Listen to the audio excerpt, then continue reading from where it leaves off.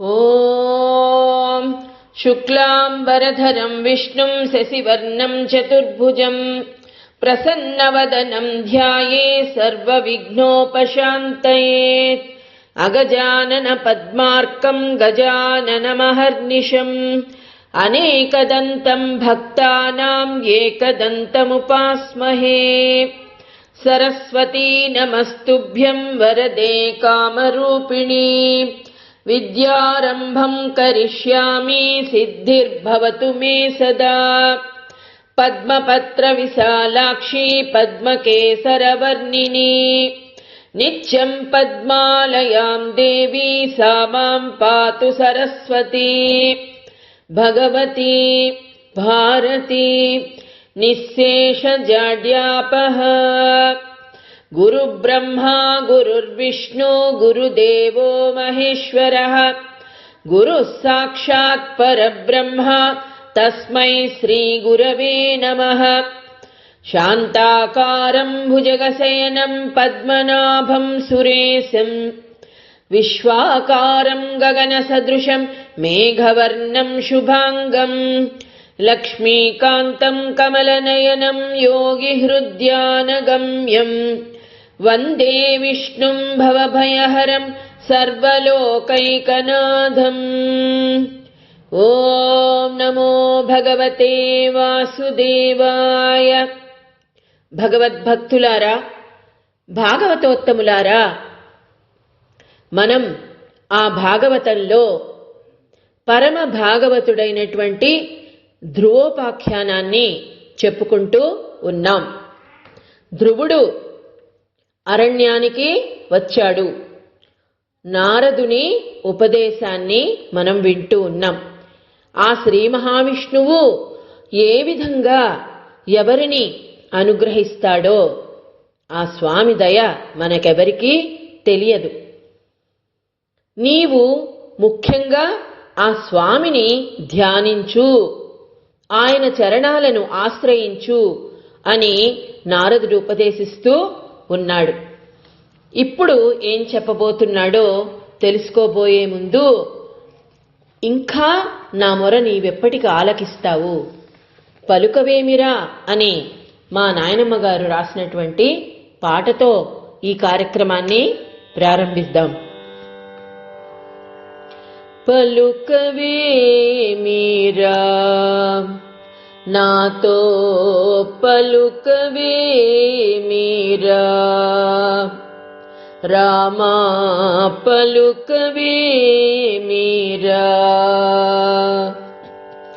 పలుమారు నిన్నే వేడిన నాతో పలుకవేమిరా.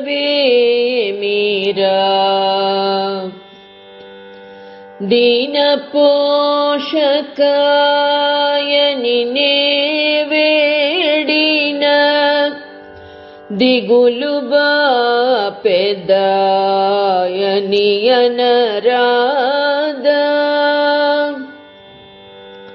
భక్తవత్సల యని నే వేడిన భయములేదని పలుకరాదా. పలుకవేమిరా నాతో పలుకవేమిరా.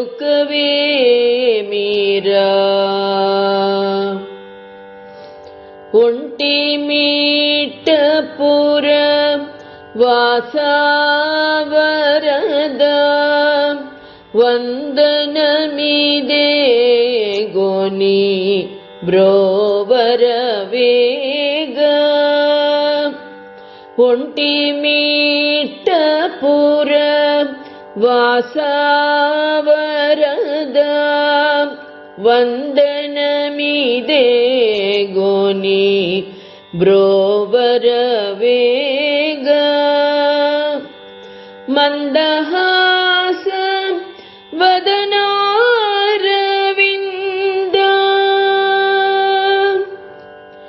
మందహాస వదనారవింద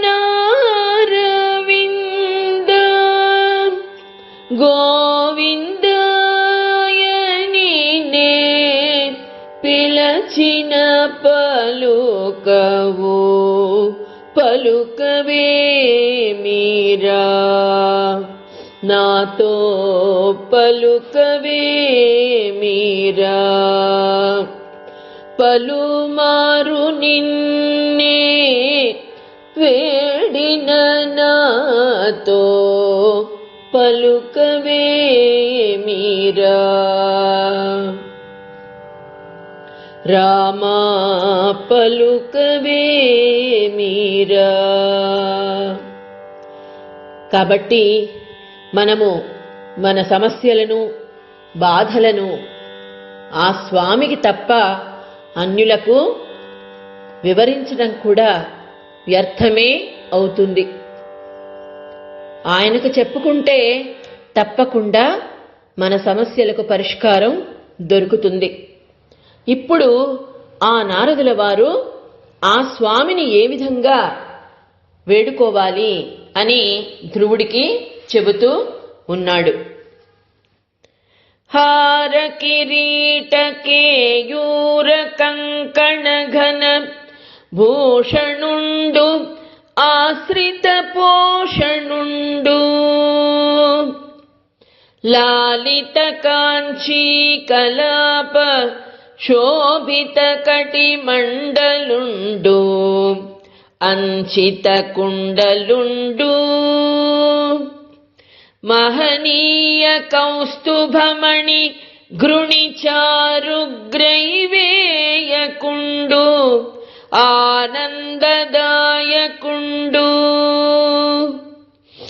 సలలిత ఘన శంఖ చక్ర గదా పద్మహస్తుండు భువన ప్రశస్తుడు అజుడు కమ్ర సౌరభవన మాలికాధరుండు హత విమోహుండు నవ్య పీతాంబరుండు లలిత కాంచన నూపురాలంకృతుండు నిరతిశయ సద్గుణుండు దర్శనీయతముడు. ఓ ధ్రువుడా, ఆయన కంటే మించినటువంటి వారు ఎవరూ లేరు మనము ఆశ్రయించడానికి. హార కిరీట కేయూర కంకణ ఘనభూషణుండు అంటే మనం కళ్ళు మూసుకోగానే ఆ స్వామి ఏ విధంగా దర్శనమిస్తాడు. హారాలు, కిరీటాలు, భుజకీర్తులు, కంకణాలు ఇవన్నీ కూడా ధరించి కనబడతాడు. మరి పుట్టగానే శంకు చక్రములతో పుట్టాడు కదా స్వామి. ఇలా కళ్ళు మూసుకోగానే అన్నిటినీ మనం దర్శించుకోవచ్చు. ఆ విధంగా చెబుతూ ఉన్నాడు. అంటే ధ్యానించాలి అంటే ఏదో ఒక రూపాన్ని మనము మనసులో నిలుపుకోవాలి కదా. ఈ విధంగా ఉంటాడు హరి అని చెబుతూ ఉన్నాడు. ఆశ్రిత పోషణుండు ఎవరైతే ఆయనను ఆశ్రయిస్తారో వారిని తప్పక రక్షిస్తాడు అని చెప్తున్నాడు. లాలిత కాంచీ కలాప శోభిత కటి మండలుండు లాలిత కాంచీ కలాప ఆ కటికి ధరించినటువంటి మొలనూలు అది కూడా ఎంతో అందంగా అటు ఇటు ఊగుతూ ప్రకాశిస్తూ ఉంటుందట. అంచిత కుండలుండు చెవులకు మకర కుండనాలు ధరిస్తాడు. అవి కూడా అటు ఇటు ఆయన నృత్యం చేస్తూ ఉంటే అందంగా ఊగుతూ ఉంటాయట. మహనీయ కౌస్తుభమణి ఘృణిచారు గ్రైవేయకుండు మెడలో ఎప్పుడూ కౌస్తుభమణిని ధరిస్తారు. ఆ చక్కగా నీలంగా ఆ కౌస్తుభమణి అందంగా మెరిసిపోతూ ఉంటుందట. చారు గ్రైవేయకుండు కంఠహారానికి ఆ కౌస్తుభ రత్నం మణిని ధరించి చాలా అందంగా ప్రకాశిస్తూ ఉంటాడు. మరి ఆయనే నీలమేఘ శ్యాముడు కదా. అంతేకాకుండా సల ఆనందదాయకుండు, అందరికీ ఆనందాన్ని ఆయనను దర్శించినంతనే ధ్యానంలోనే అఖండమైన ఆనందాన్ని ఇచ్చేటువంటి భగవంతుడు. సలలిత ఘన శంఖ చక్ర గదా పద్మహస్తుండు, 4 చేతులలో శంఖ చక్ర గద పద్మం, ఆ 4 కూడా ధరించి ఆయన చతుర్భుజుడుగా ఉంటాడు. భువన ప్రశస్తుడు, భువన ప్రశస్తుడు, 14 భువనాలన్నింటిలో కూడా ఆ స్వామి మహనీయమూర్తి, పురుషోత్తముడు అని చెప్తున్నాడు. ఆజుడు, అతనికి జన్మే లేదు. ఎవరికైనా జన్మించడం అంటూ ఉందా అంటే ఏదో కారణపరంగా యశోదకు జన్మించాడు. అలాగే త్రేతాయుగంలో రామునిగా కౌసల్యకు పుట్టాడు. కానీ ఆయనకు పుట్టుకయే లేదు. కమ్ర సౌరభ వనమాలికాధరుండు, కమ్ర సౌరభ, కమ్మటి వాసన ఉంటుంది. ఏది? వనమాల, తులసి వనమాలను ధరిస్తాడు. తులసి ఎక్కడ ఉన్నా కూడా మంచి సుగంధాన్ని వెదజల్లుతూ ఉంటుంది ఆ తల్లి. కాబట్టి ఆ తులసి వనమాలను ధరిస్తాడు ఆయన. హత విమోహుండు, మోహాన్ని, మనకున్నటువంటి మోహాన్ని పారద్రోలేటువంటి శక్తి ఉన్నటువంటి స్వామి.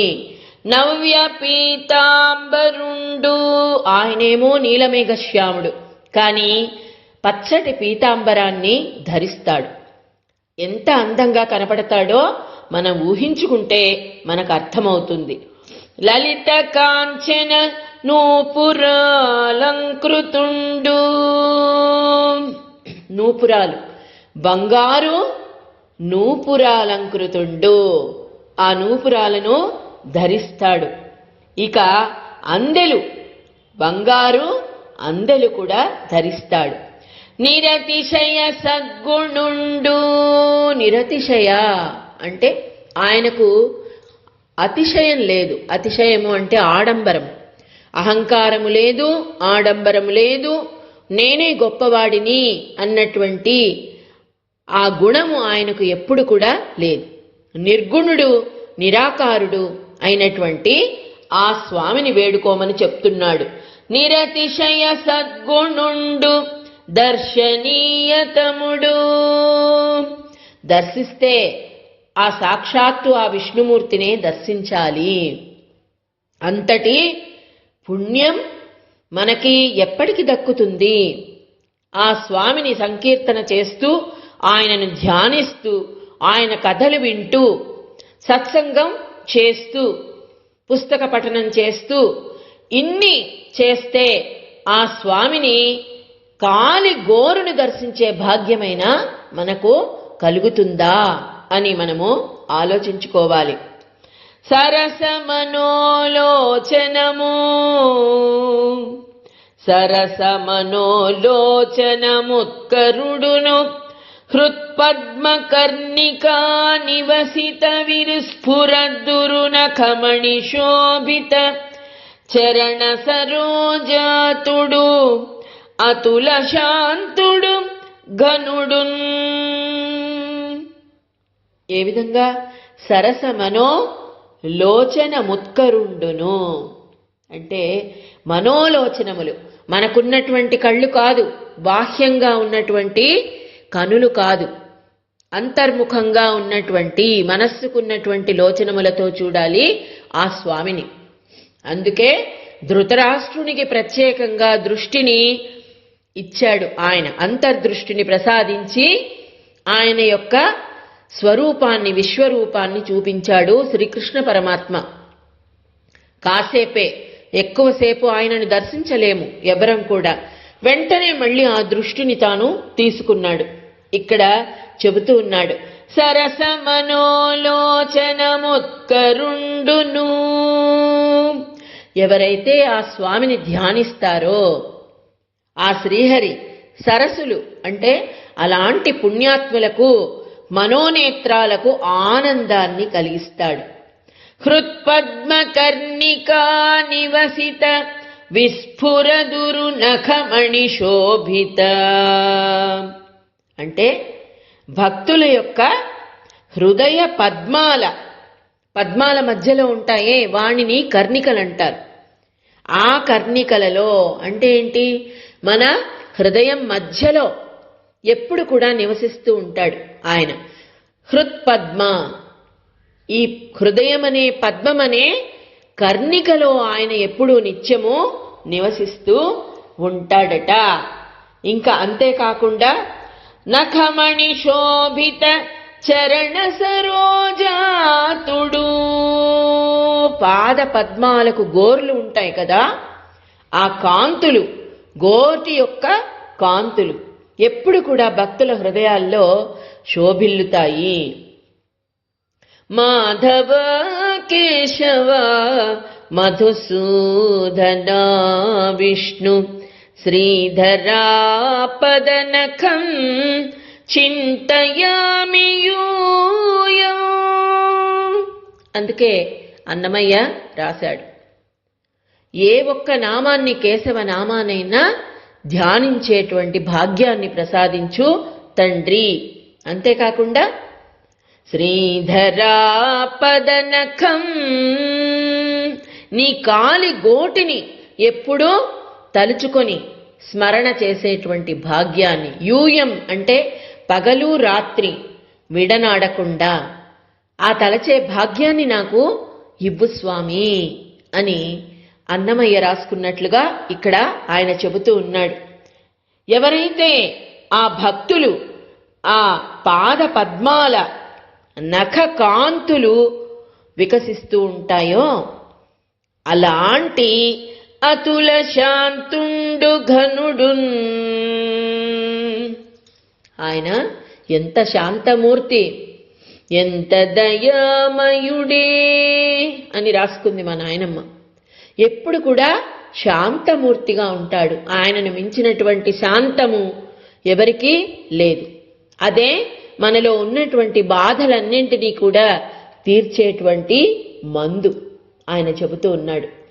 అయిన పురుషోత్తమున్ పూజించుచు హృదయగతుండును సానురాగ విలోకనుండును వరద శ్రేష్ఠుండును అగు నారాయణునేకాగ్ర చిత్తంబున ధ్యానంబు సేయుచు. అటువంటి పురుషోత్తముని ఎప్పుడు పూజిస్తూ హృదయగతుండును సానురాగ విలోకనుండును, మన మనస్సులోనే ఉండి ప్రేమతో చూస్తూ ఉంటాడు ఆ స్వామి. వరద శ్రేష్ఠుండును, వరాలిచ్చే వారిలో ఆ నారాయణుని కంటే ఉత్తములైనటువంటి వారు ఎవరు కూడా లేరు. ఏకాగ్ర చిత్తంబున ధ్యానంబు సేయుచు, ఇక వేరే విషయములు అన్య చింతనలను పక్కకు పెట్టేయాలి. ఎప్పుడు కూడా ఏ పని చేస్తున్నా ఏమరక ఎప్పుడు ఆ స్వామిని ధ్యానిస్తూనే ఉండాలి. మనసు పని చేస్తూ ఉంటుంది, శరీరం యొక్క అవయవాలు వాటి పని అవి చేస్తూ ఉంటాయి.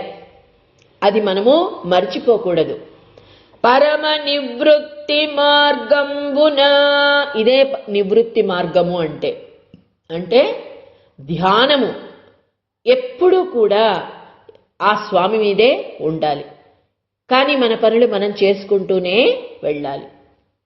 ధ్యాతుండైన పురుషోత్తముని దివ్యమంగళ స్వరూపంబు చిత్తంబునం తగిలిన మరల మగుడ నేరనదియునుగాక. అంటే ఆ దివ్యమంగళ స్వరూపాన్ని ఒకసారి మనసులో నాటుకున్నట్లయితే అది మళ్ళీ వెనక్కి వెళ్ళదు. అందుకనే ఆ నిలుపుకోవడానికే ఈ విధంగా స్వామిని గురించి వర్ణించాడు. అన్ని భూషణాలను ధరిస్తాడు, పీతాంబరాన్ని ధరిస్తాడు, కౌస్తుభమణిని మెడలో వేసుకుంటాడు, వనమాల గిరిధారి. కాబట్టి ఆ స్వామిని ఊహించుకుంటూ ఒక్కసారి మన హృదయంలో నిక్షిప్తం చేసుకున్నట్లయితే ఎప్పుడు కూడా ఇక వెనుకకి ఆ స్వరూపం అనేది వెళ్ళదు. మన మనస్సు ఆయననే పలవరిస్తూ ఉంటుంది. ఏ మంత్రం వేని సప్తవాసరంబులు పఠించిన ఖేచరులన్ కనుగొను సామర్థ్యంబు కలుగును. అట్టి ప్రణవయుక్తంబగు ద్వాదశాక్షర కలితంబును దేశకాల విభాగ వేదియగు బుధానుష్ఠితంబును అయిన వాసుదేవ మంత్రంబునంజేసి. ఆ వాసుదేవ మంత్రానికి ఉన్నటువంటి మహిమను చెప్తూ ఉన్నాడు.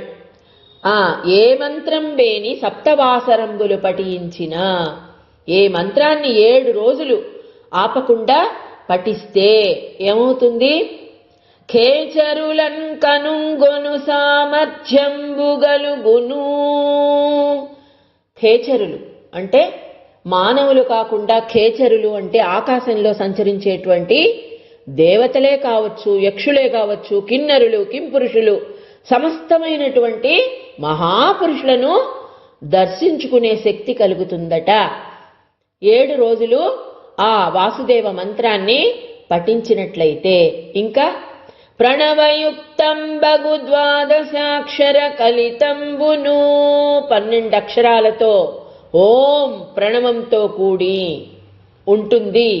12 అక్షరాలతో కూడి ఉన్నటువంటి బుధ అనుష్ఠితంబగు దేశకాల విభాగ వేదియగు.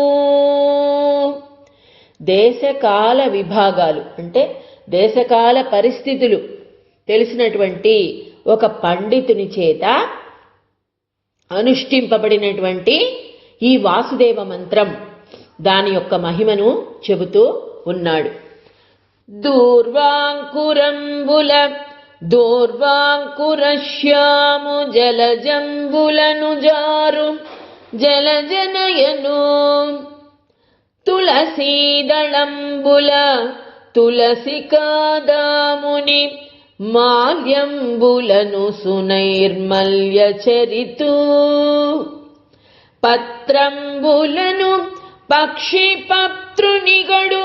వన్యమూలంబులను ఆదిమూల ఘనుని అంచిత భూర్జత్వగాది నిర్మిత వివిధాంబరంబులను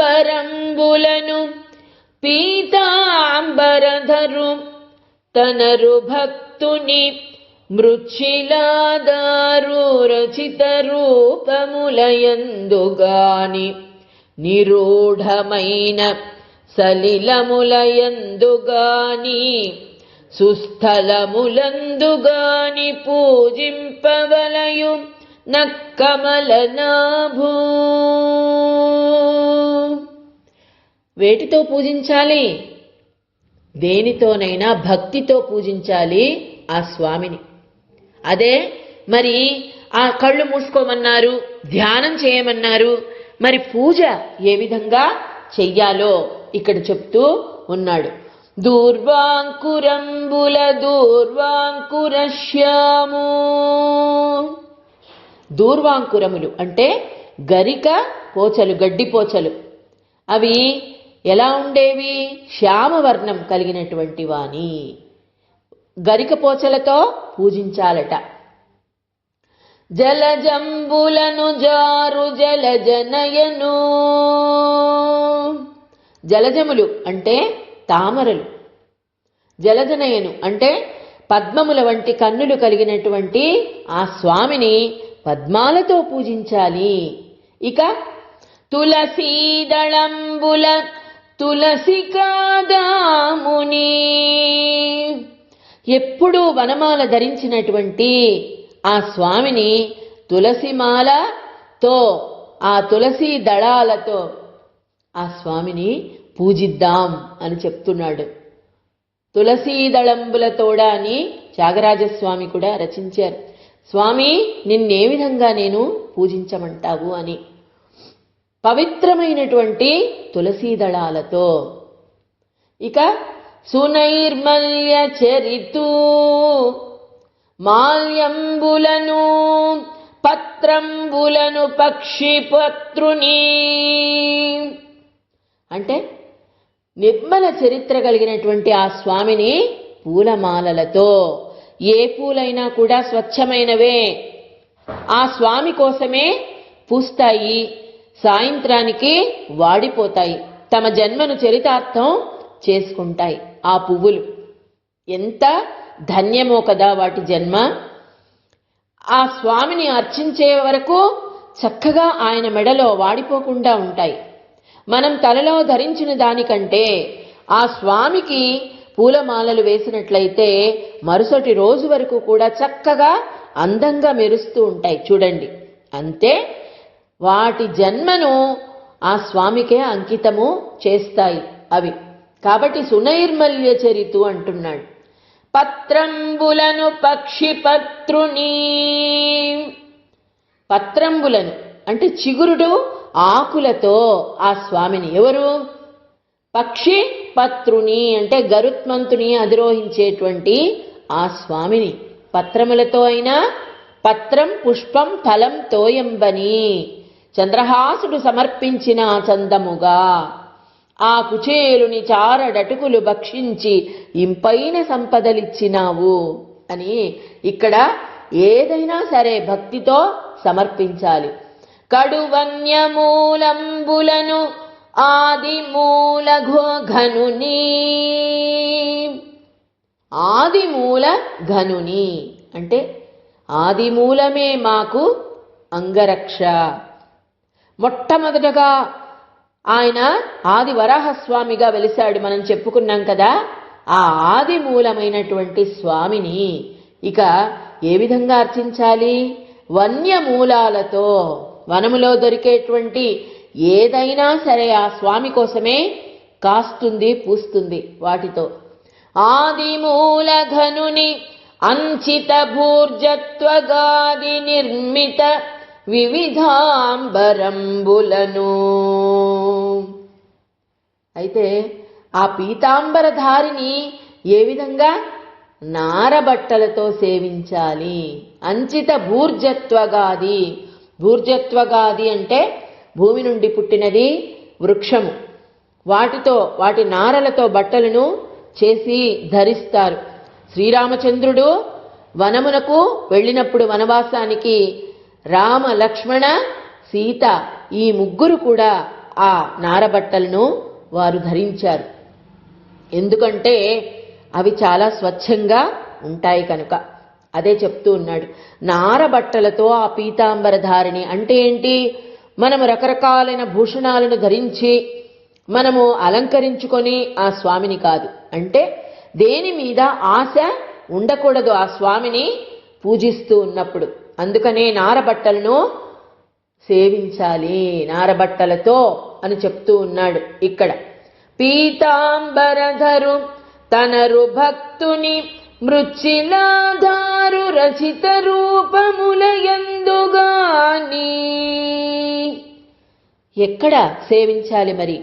భక్తితో, మట్టితో గాని, ఇక మృచ్చిలా దారు రచిత రూపములయందు, దారు అంటే చెక్క.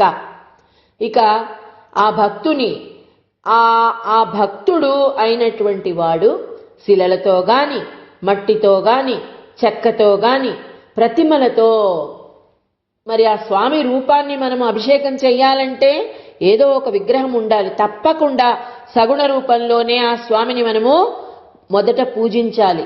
సగుణ రూపంతో పూజించినట్లయితే క్రమక్రమంగా మనకు నిర్గుణుడు నిరాకారుడైనటువంటి ఆ స్వామి మన హృదయంలో నిలుస్తాడు. మరి అందుకే గుడికి ఎందుకు వెళ్ళాలి?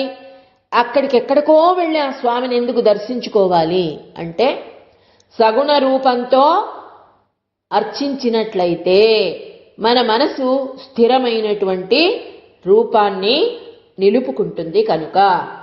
నిరూఢమైన సలిలములయందుగాని, నిర్మల జలాలతో కానీ, ఇక సుస్థలములందు గాని పూజింపవలయు. సుస్థలములు అంటే పవిత్రమైనటువంటి ప్రదేశాలు, అంటే దేవాలయాలు. అలాంటి చోట్ల ఎక్కడైనా సరే పవిత్రమైన క్షేత్రాలలో గాని ఆ స్వామిని అర్చించాలి. ఎందుకంటే మన మనస్సు కూడా అక్కడ ప్రశాంతంగా ఉంటుంది కనుక అని నారదుడు ఉపదేశిస్తూ ఉన్నాడు. ఇంకా ఏం చెబుతూ ఉన్నాడో చూడండి. ధృత చిత్తుడు శాంతుండు నియత పరిభాషణుడు సుమహితాచారుడు వర్ణిత హరి మంగళ గుణుడును మితవన్యాశనుడు నగుచు మెలగగవలయున్. ఇంకా ఏ విధంగా ఉండాలి ఆయనను పూజించినప్పుడు? ధృత చిత్తుడు శాంతుండు, ఈ నిర్మలమైనటువంటి నిశ్చలమైన భక్తితో ఆయనను సేవించాలి. అంతేగాని వారిని వీరిని దూషిస్తూ ఏదో మిగతా విషయాల గురించి మాట్లాడుకుంటూ కాలాన్ని వృధా చేయకూడదు. నిశ్చల బుద్ధితో శాంతుండు నియత పరిభాషణుండు, ప్రశాంతంగా ఉంటూ నియత పరిభాషణుండు, ఎక్కువ ఎవరితో కూడా మాట్లాడకుండా. రమణ మహర్షి కూడా అదే చెప్తారు, ఎప్పుడు కూడా మాటలు ఎక్కువ మాట్లాడకూడదు. అప్పుడే నిన్ను నీవు తెలుసుకోగలుగుతావు, నీలో ఉన్నటువంటి నిన్ను నీవు దర్శించుకోగలుగుతావు అని చెప్తారు. కాబట్టి సుమహితాచారుడు, మహితాచారుడు అంటే మన ధర్మాన్ని బట్టి మనకు ఆచారాలు ఉంటాయి. ఆ ఆచారాన్ని తప్పకుండా అనుసరిస్తూ ఉండాలి, సదాచారాన్ని పాటిస్తూ ఉండాలి. వర్ణిత హరి మంగళ గుణుడును, ఎప్పుడు కూడా శ్రీహరి గుణగణాలనే తలుచుకుంటూ ఉండాలి, ఇతరులకు కూడా వానిని గురించే చెబుతూ ఉండాలి. హరి మంగళ గుణుడును మితవన్యాశనుడు నగుచు. మనము బ్రతకడానికి భుజించాలి కానీ భుజించడానికి బ్రతకకూడదు. ఆకలిగా ఉన్నప్పుడు మన శరీరానికి ఎంత శక్తి కావాలో మిత ఆహారాన్ని తీసుకోవాలి. అప్పుడే మన జ్ఞానము స్థిరంగా నిలుస్తుంది, మంచి జ్ఞానము మనకు కలుగుతుంది. అంతేకాకుండా ఎప్పుడు అపరిమితంగా ఆహారాన్ని తీసుకుంటే అప్పుడు అపరిమిత నిద్ర వస్తుంది, అప్పుడు మెదడు మొద్దుబారిపోతుంది, ఆలోచించే శక్తి తగ్గిపోతుంది. కాబట్టి మితవన్యాశనుడు నగుచు మెలగగవలయున్, ఈ విధంగా మితంగా భుజిస్తూ నిశ్చల బుద్ధితో శాంతంగా తక్కువ మాట్లాడుతూ సదాచారంతో కందమూలాలు, అందుకే అరణ్యాలలో కందమూలాలు భుజిస్తూ ఉన్నట్లయితే హాయిగా ప్రశాంతంగా ఉంటుంది, వేరే గుణాలు అలవడవు అని చెబుతూ ఉన్నాడు. ఇంకా ఏం చెప్తున్నాడో చూడండి. ఉత్తమ శ్లోకుండగు పుండరీకాక్షుండు నిజమాయా స్వేచ్ఛావతార చరితంబుల చేత అచింత్యంబుగా నిర్దిశేయునద్దియు హృదయగతంబుగా ధ్యానంబు సేయందగు. చూసారా, ఉత్తమ శ్లోకుండగు పుండరీకాక్షుండు నిజమాయా స్వేచ్ఛావతార చరితంబుల చేత అంటే నిజంగా ఆయన ధరించినటువంటి ఈ అవతారముల చరిత్రాలు వింటూ, ఆయన కథలు వింటూ అచింత్యంబుగా ఎద్దిసేయు నద్దియు హృదయగతంబుగా. చూసారా, ఏది మనము చేసినా మనసులో ధ్యానాన్ని మాత్రము ఆయన గురించే చేస్తూ ఉండాలి. అవతార చరిత్రంలో చేసిన ఆయన చేసినటువంటి పనులన్నీ అవి మనసులో మనము ధ్యానం చేసుకోవాలట.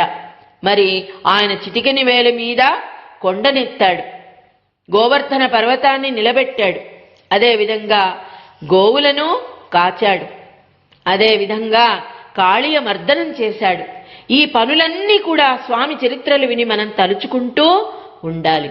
మరియు కార్యబుద్ధింజేసి సేయంబడు పూజా విశేషంబులు వాసుదేవ మంత్రంబున సర్వేశ్వరునికి సమర్పింపవలయు. కార్యబుద్ధించేసి సేయంబడు పూజా విశేషంబులు అంటే కార్యబుద్ధితో చేసేటువంటి పూజలు, అంటే ఏమేం చెయ్యాలో మనం చేసేటువంటి పూజలన్నీ ఆ వాసుదేవ మంత్రంతో ఆయనకు సర్వం శ్రీకృష్ణార్పణమస్తు అని సమర్పించి చెయ్యాలట. మన మనస్సునే పూర్తిగా స్వామికి అర్పించాలి.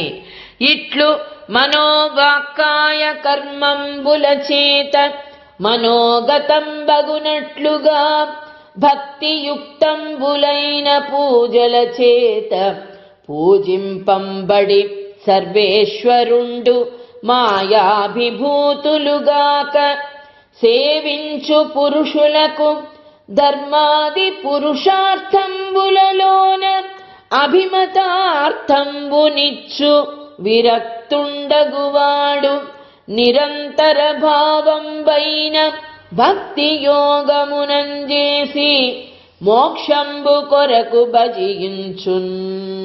ఎంత చక్కగా చెప్పాడో చూడండి. మనోవాక్కాయ కర్మముల చేత మనోగతంబగునట్లుగా భక్తియుక్తంబులైన పూజల చేత. ఏ పూజ చేసినా మనస్సు, వాక్కు, మనం చేసేటువంటి కర్మ మూడు కూడా ఒక్కటే ఉండాలి. మనోగతం అవి మాత్రమే ఉండాలి మన మనస్సులో. మనం ఏం ఆలోచిస్తున్నామో అదే మాట్లాడాలి, అదే చెయ్యాలి. అంటే నిరంతరము ఆ స్వామి హరికీర్తన చేస్తూ భక్తితో కూడినటువంటి పూజల చేత ఆ సర్వేశ్వరుడు ఏమవుతాడు?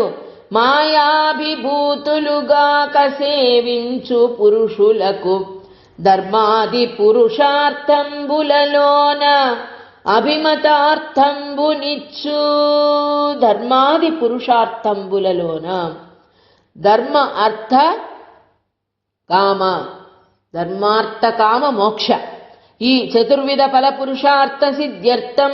దీనిలో ఏది అడిగితే ఆ స్వామి, ఎవరు ఏది అడిగితే వారి అభిమతాన్ని అనుసరించి ఆ స్వామి ఇస్తాడు. మాయాభిభూతులు కాక అంటే ఈ మాయకు మళ్ళీ లొంగకూడదు. ఈ ప్రపంచంలో ఉన్నటువంటి మిథ్యామయమైనటువంటి మాయకు లొంగకుండా నిజమైన భక్తితో ఆ స్వామిని ఎవరైతే సేవిస్తారో వారికి ధర్మార్థ కామ మోక్షములను అన్నిటినీ ప్రసాదిస్తాడు. విరక్తుండగువాడు నిరంతర భావంబైన భక్తి యోగంబునం చేసి మోక్షంబు కొరకు భజించును. ఇవేవి వద్దు నాకు, ధర్మము, అర్థము, కామము, మోక్షం కూడా వద్దు స్వామి. నిరంతరము నీలోనే నేనుండాలి, నాలోనే నీవుండాలి. ఆ ఐక్యమైనటువంటి భావన ఆ భక్తి యోగంతో చేసి నిజంగా స్వామి నీవే కావాలని నిజమైన భక్తుడు వేడుకుంటాడయ్యా అని చెప్తూ ఉన్నాడు. చెప్పిన విని ధ్రువుడు నారదునకు ప్రదక్షిణ చేస్తూ ఉన్నాడు. చేసి మహర్షి జన సేవ్యంబై సకల సిద్ధులను సంగుచు భగవత్పాద సరోజాలంకృతమైన మధువనంబునకు జనియే. స్వామి ఎంత చక్కటి విషయాలు నాకు చెప్పారు ఆ స్వామి గురించి. ఇక నేను ఆయనను భక్తితోనే సేవిస్తాను, ఆయనను నాకు ప్రసన్నునిగా చేసుకుంటాను అని చాలా సంతోషించినటువంటి ఆ ధ్రువుడు నారదునికి ప్రదక్షిణ చేశాడట భక్తిపూర్వకంగా. చేసి మహర్షి జన సేవ్యంబై సకల సిద్ధులనొసగుచు భగవత్పాద సరోజ అలంకృతమైన మధువనంబునకుంజనియే. ఎప్పుడు కూడా మహర్షులందరూ కూడా స్వామిని ఆ మధువనంలో సేవిస్తూ ఉంటారట. భగవత్పాద సరోజాలంకృతమైన ఆయన చరణాలనే ఆశ్రయించి ఆ స్వామిని నిత్యము సేవించేటువంటి ఆ మధువనానికి వెళ్ళాడట. ఆ తర్వాత ఆ స్వామిని ఎలా ప్రసన్నం చేసుకున్నాడు, అంతకంటే భాగ్యమైనటువంటి విషయం ఏమైనా ఉంటుందా? భక్తితో ఆ స్వామిని తన పాదముల చెంతకు తెచ్చుకున్నటువంటి భక్తుడు ధ్రువుడు అంత చిన్నతనంలోనే. మనందరం కూడా ఆ విషయాన్ని తెలుసుకోవాలి. ఇక ఏం జరుగుతుందో మళ్ళీ మనము తెలుసుకుందాం.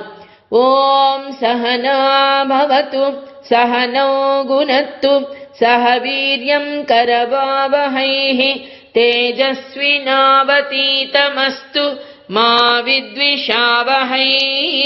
ఓం శాంతి శాంతి శాంతి.